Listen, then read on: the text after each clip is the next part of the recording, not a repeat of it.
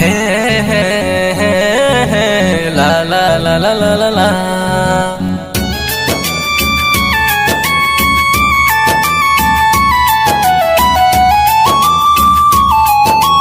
Aditya recording studio solo.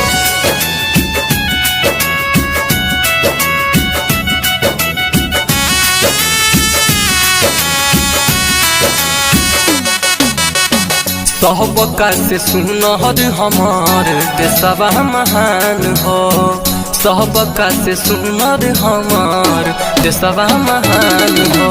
सोना के चिड़ैया हमार हवे हिंदुस्तान हो। सोना के चिड़ैया हमार हवे हिंदुस्तान हो। सबका से सुनहर हमार देशवा महान हो। सबका से सुनहर हमार देशवा महान हो।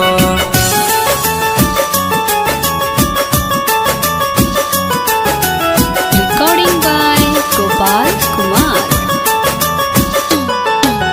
म्यूजिक बाय विपुल दीवानी।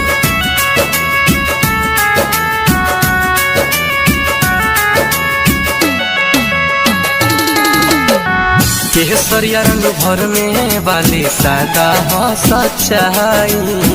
हरियर रंग हवे धरती के हरियाली।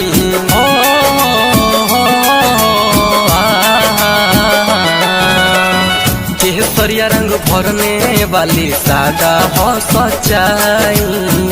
हरियर रंग हवे धरती के हरियाली। कहिला चौक नहीं रुक कबीर जवान हो। कहिला चौक नहीं रुक कबीर जवान हो। सबका से सुनहर हमार देशवा महान हो। सबका से सुनहर हमार देशवा महान हो।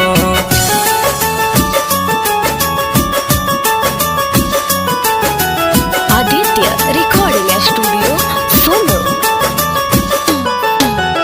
म्यूजिक बाय विपुल दीवानी।